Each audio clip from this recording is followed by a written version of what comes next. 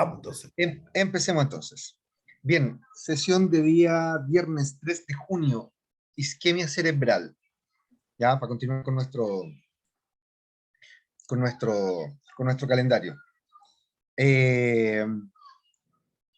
Vamos a hablar nosotros de lo que se reconoce como, o lo que se conoce, al menos en lengua anglosajona, como un stroke, ¿ok? Lo que nosotros conocemos como un ave. A mí me gusta más el concepto de ave, está más en boga el concepto de ACV el día de hoy, pero a mí me gusta más el ave, ya les voy a explicar por qué, pero ellos le llaman un stroke. Entonces ellos lo definen como un síndrome, múltiples signos, síntomas, ¿cierto? Con muchísimas causas, neurológico focal. ¿Ya? Aquí empiezan a aparecernos ya las cosas así como relevantes en la fisiopatía. Que sea focal significa que una región bien delimitada del encéfalo se quedó sin funcionamiento o disminuyó su funcionalidad, ¿ya? Para diferenciarlo de aquellas condiciones en las que hay una disminución en la funcionalidad más bien difusa. ¿Ok? Debido, y aquí otra cosa importante, ¿cierto? No es cualquier síndrome neurológico focal, sino que para que sea un stroke tiene que ser a consecuencia de enfermedad de vasos sanguíneos cerebrales. ¿Ya?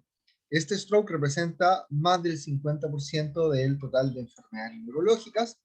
¿Ya? Esto lo saqué del Adams y Victor de neurología, y comentaban ahí también, me acordé por lo que decía el doc, que comentaban ahí en la parte introductoria del capítulo de stroke, que todo médico, ¿cierto?, se va a ver enfrentado al menos una vez en su vida, así como estadísticamente hablando, a un paciente con stroke. Por lo tanto, sí o sí, ¿cierto?, tienen que conocer de esta condición.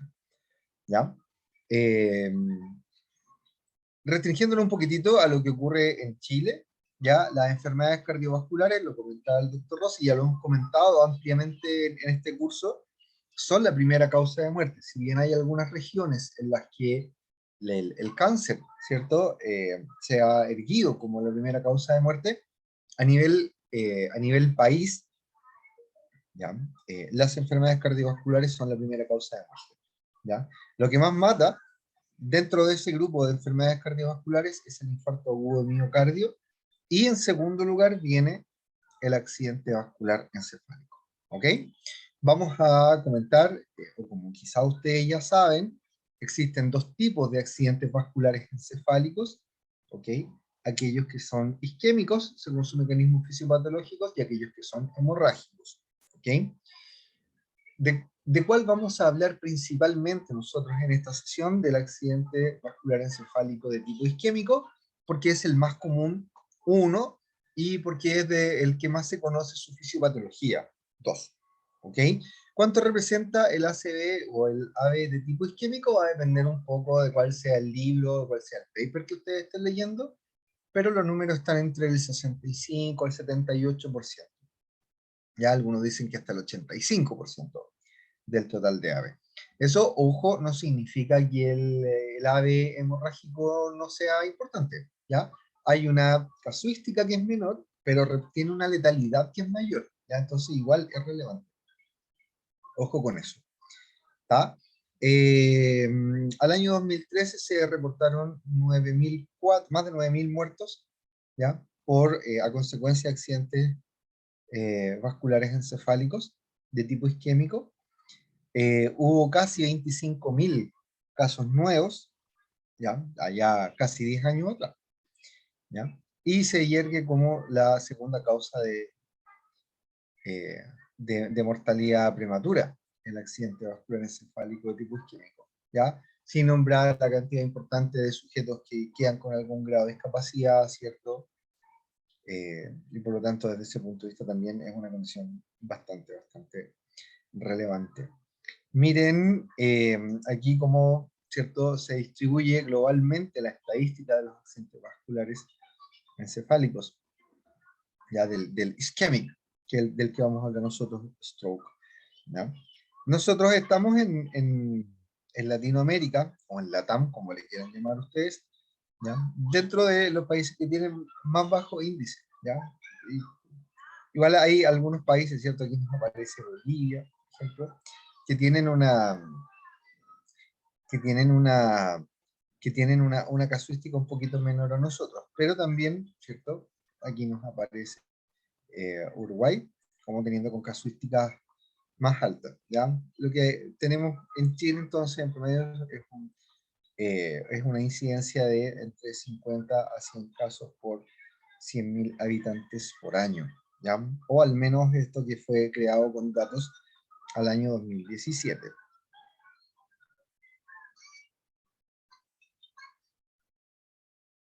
Para desarmar esto un poquito entonces desde la fisiología, tenemos que saber hablar de lo que es el CBF, que es el flujo sanguíneo cerebral, el cerebral eh, blood flow, ¿ok? Y este flujo sanguíneo cerebral depende de una presión arterial, ¿ok? Va a depender de una resistencia vascular cerebral y va a estar dependiendo también de una presión intracraneana, una PIC que aparece acá, ¿ok?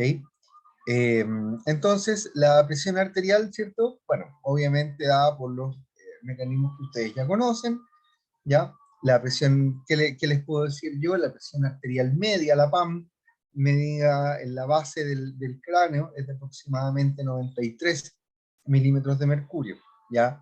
Fíjense que cuando se producen algunas condiciones, eso lo vamos a hablar probablemente mañana.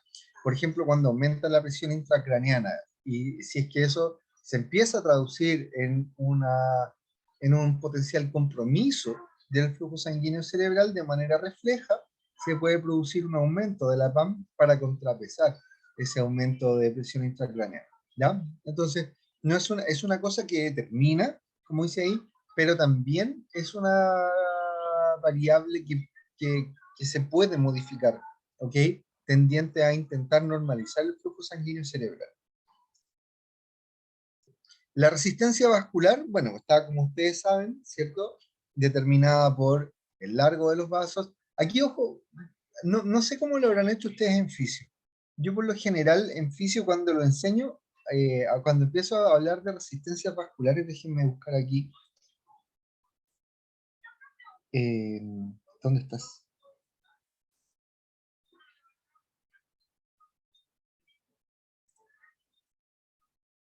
Según Poisiel, ¿cierto? Escúchame.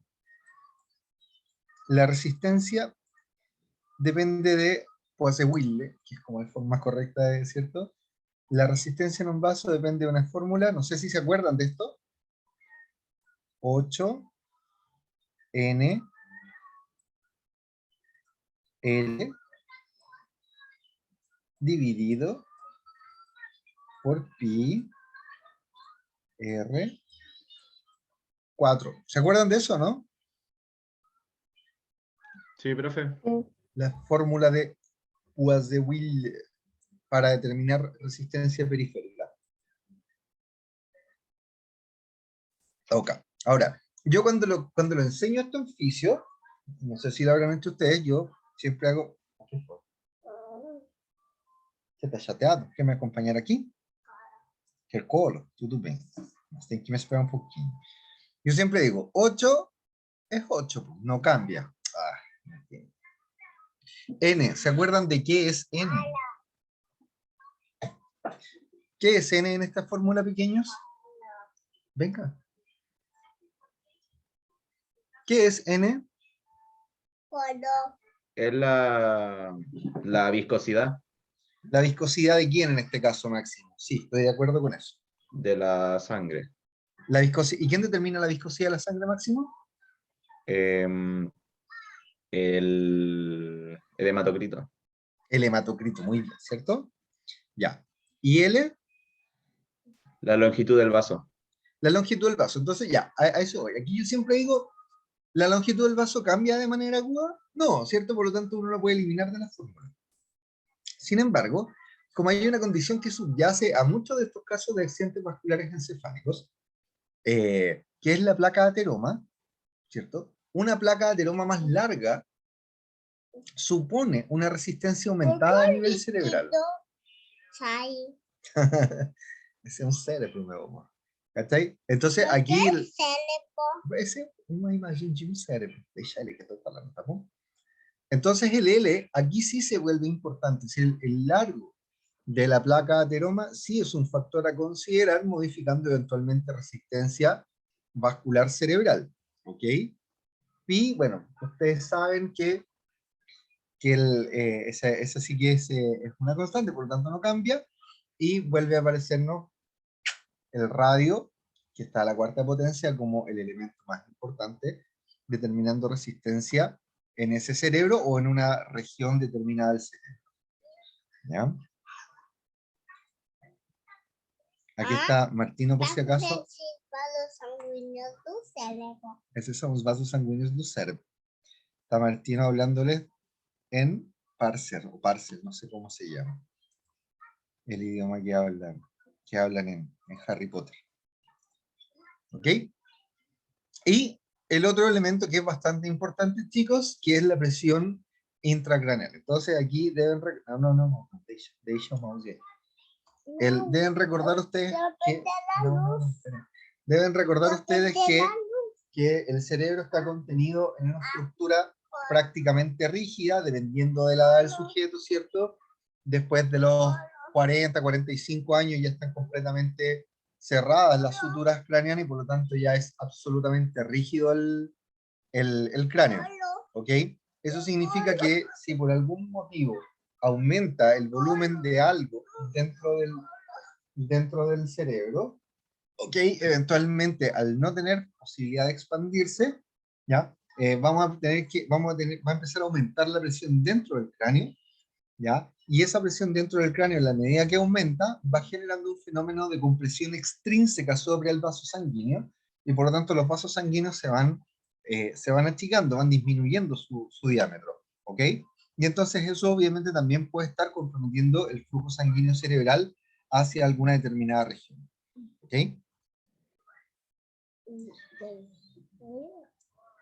Nos ponen aquí las influencias de cada una de ellas, que eso ustedes ya lo conocen por fisio, ¿ok?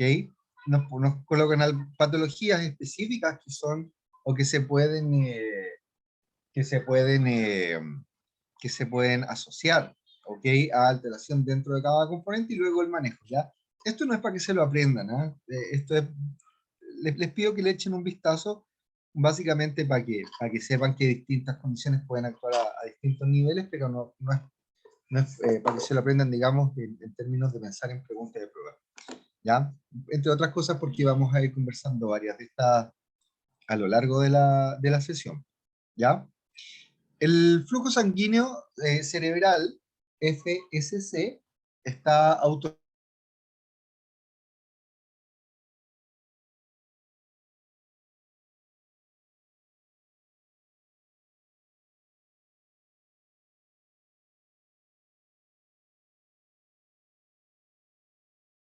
Pero yo en lo personal no me acuerdo mucho. ya. Paso a explicar entonces. Paso a explicar. Si tenemos un gráfico, voy a ocupar este mismo gráfico, ¿ya? Para hacerlo más fácil. Y, ¿Me mostrés las setas? Las setas. Después, espera ahí. ¿Qué estamos viendo en este gráfico? Estamos viendo flujo sanguíneo en alguna parte, ¿cierto? De acuerdo a presión de perfusión. Entonces, si nosotros graficamos eso, la lógica más o menos nos indica lo siguiente. Se me perdió el mouse, espérame un poquito. ¿Dónde estás? Ahí está. La lógica nos indica que la curva debiera ser más o menos así. ¿O no? Aumenta la presión de perfusión y por ahí va aumentando proporcionalmente el flujo. ¿Sí o no? Sí, profe. ¿Cierto? Sería lo lógico. Sería lo lógico, ¿cierto? Ya. Y eso ocurre así. Pero hay tejidos o hay órganos en los que cambian la forma de la curva. ¿Ok? Y en esos tejidos y en esos órganos la curva empieza a parecer más a lo que tenemos ahí en color negro. Pensemos que es la condición normal. ¿Ya? Los órganos o tejidos que tienen este tipo de curva, nosotros decimos que presentan un flujo autorregulado. ¿Quién tiene un flujo autorregulado? Son 4. El cerebro, el riñón, el corazón y el músculo esquelético. ¿Ya? Son los 4 órganos, los 4 tipos de tejidos que presentan esta autorregulación del flujo Comentario sanguíneo. cortito. El corazón son las coronarias. Ojo. ¿Aló? Cuando Aló. Cuando dijo corazón, son las coronarias. ¿Ya? ¿Sí, chicos? Sí, muchas gracias. Ya. ¿Qué significa eso? Que tengan esta curva. Eso quiere decir que dentro del rango de autorregulación en estos tejidos, en este caso el cerebro, ¿cierto? Dentro del rango de autorregulación, es decir, entre los 60 y los 130 milímetros de mercurio, nosotros podemos movernos, ¿cierto? O podemos modificar la presión de perfusión sin que eso se traduzca en un cambio en el flujo de sangre a un territorio, a una parte del territorio o del tejido. ¿Ya? Es decir, podríamos nosotros pasar de 70 a 110 milímetros de mercurio dentro de los vasos sanguíneos cerebrales y no va a modificarse el flujo de sangre. O podemos pasar de los 100 a los 70 o a los 60 y el flujo de sangre se va a mantener, no va a caer, a pesar de que cayó la presión de perfusión. ¿Cómo se explica esto? Eso tiene que ver un poquito con la fórmula, ¿cierto? Si ustedes se acuerdan. Hoy tenemos una cabezada. ¿Para qué si votamos? No me llamaba tampoco. ¿Para qué si votamos? No me llamaba. Si No, ustedes se acuerdan, ¿Para qué si votamos? todo botón tiene una función. El flujo depende de una gradiente de presiones y depende de no me llamaba. No voy a hacer nada. Todo bien. Y depende de una resistencia. ¿Está? Entonces, ¿cómo explicamos que frente a un cambio de presión no haya un cambio en el flujo dentro del rango? Necesariamente eso se explica por... Que también cambia. ¿Qué cosa, Christopher? Que deberían cambiar las dos simultáneamente. Porque eso se explica por cambio de la resistencia, ¿cierto? Sí. Entonces, efectivamente, lo que pasa en estos casos es que si la presión arterial dentro del sistema de vasos sanguíneos cerebrales... No, espera un poquito, ¿está? Si va aumentando el flujo de sangre dentro de los vasos sanguíneos cerebrales, aquí, ¿cierto? Lo que va ocurriendo es que se va produciendo vasoconstricción. ¿Está? Como va produciéndose vasoconstricción, la resistencia dentro del sistema de los vasos cerebrales va aumentando. Y entonces aumenta la presión y aumenta también la resistencia y por lo tanto el flujo se mantiene. ¿Se entiende? ¿Está? O sea, vasoconstricción. ¿Por qué ahí se nos quiebra la curva? Porque la vasoconstricción no es un fenómeno ilimitado, no es un fenómeno eterno. Entonces, en algún momento vamos a llegar a un máximo de vasoconstricción. ¿Ya? Cuando llegamos a ese punto, si sigue aumentando la presión arterial, obviamente que después sí vamos a tener más aumento del flujo sanguíneo cerebral. Y por eso se quiebra la curva hacia allá.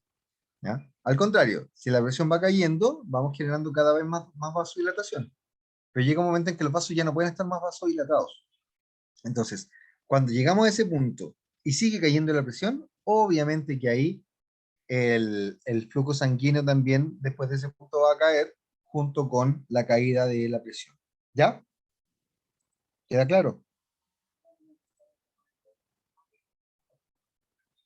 Sí, profe, por mi parte, está claro. ¿Sí? Ya.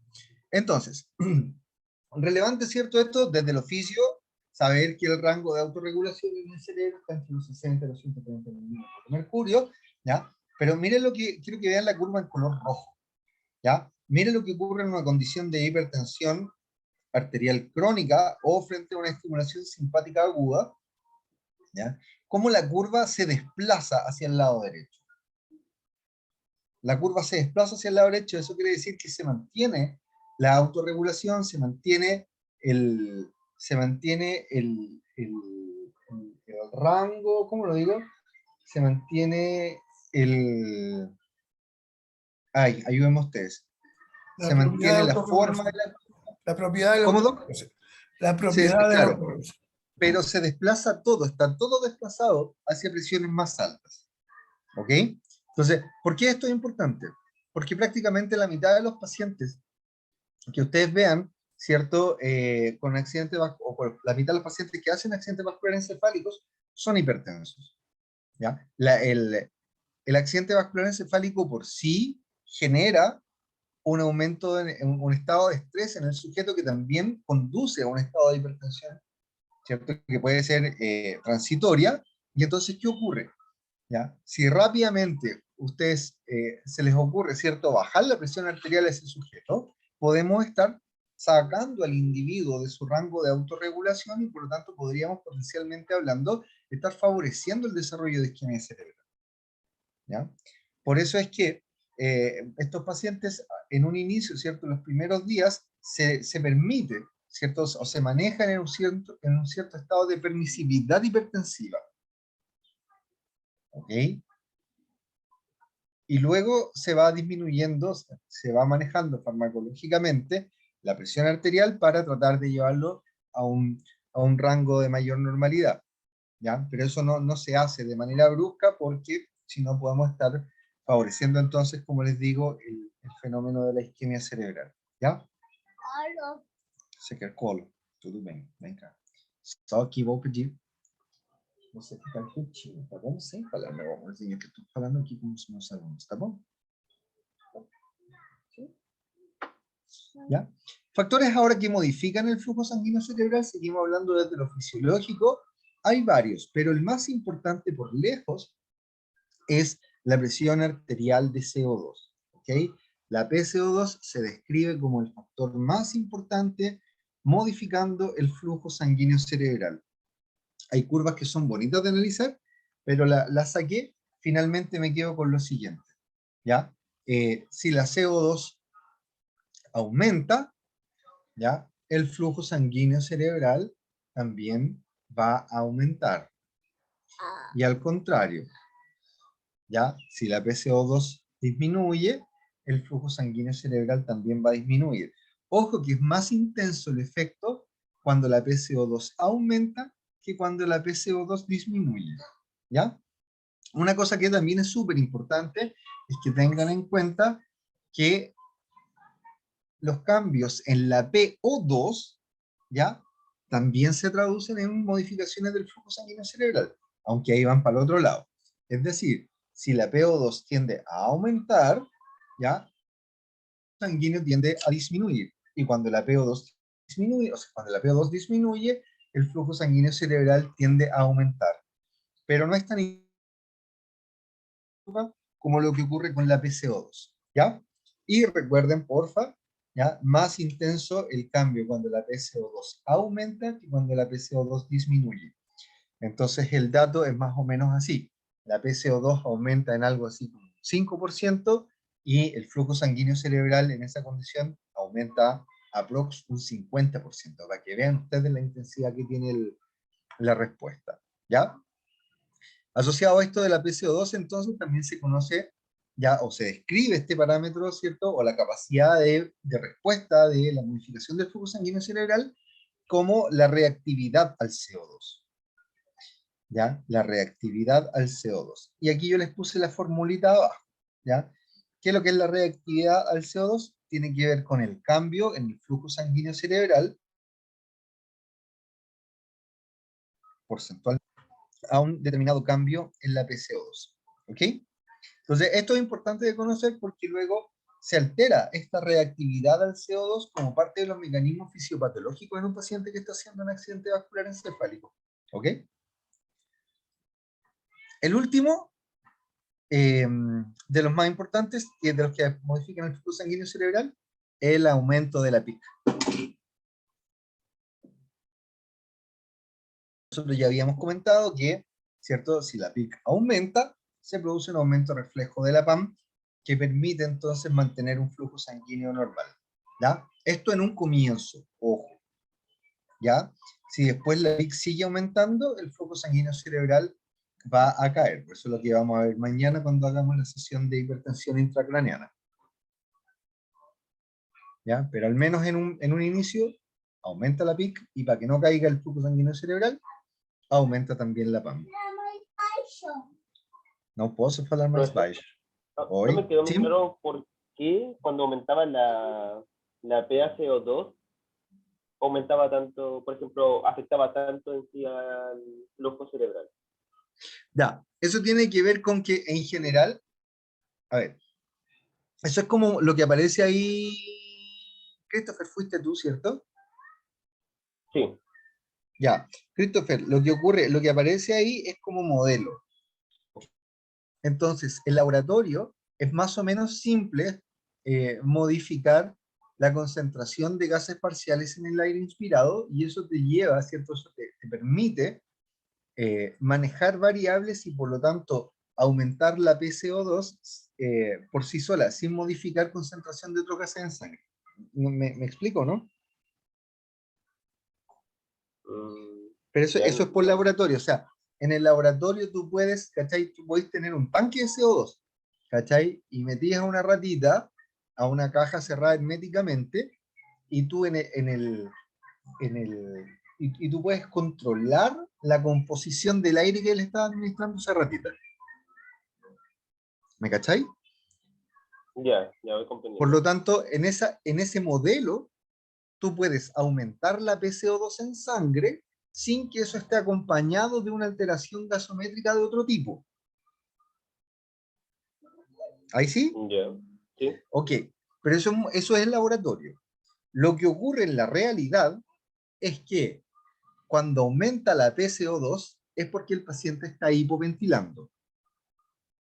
¿Ya? Como que no es el único, pero el gran mecanismo de aumento de la PCO2, lo vamos a ver el segundo semestre en RESPI, el gran mecanismo fisiopatológico para explicar un aumento en la PCO2 en la sangre arterial es la hipoventilación. ¿Ya? Y la hipoventilación implica, uno, un aumento en la PCO2, y dos, una caída en la PO2. Por lo tanto, el hecho que un pequeño aumento de PCO2 se traduzca en un gran aumento del flujo sanguíneo cerebral es porque el cerebro evolucionó, ¿cierto? Y llegó a pensar que si está aumentada la PCO2, eso va de la mano también con una reducción en la PO2. ¿Me entiendes, no? sí, se comprende, ya. ¿Ya? Es probablemente por eso, porque es más sensible. Además, recuérdate que, por ejemplo, hay otras cosas que dependen mucho de la PCO2, más que de la PO2. Por ejemplo, el tema del control ventilatorio, pues, la ventilación alveolar minuto, ya, depende más de la PCO2 a nivel cerebral que de la PO2. Pues uno dice, chuta, ¿pero por qué? Pues probablemente tiene que ver con el mismo fenómeno. ¿Ya? ¿Te acuerdas que el centro respiratorio vulvar responde más, o sea, no más, sino que responde a PCO2 indirectamente por la concentración de protones en el líquido cefalorraquídeo? Sí, ¿Cachai? ya, Y que eso tiene un impacto mayor sobre la ventilación alveolar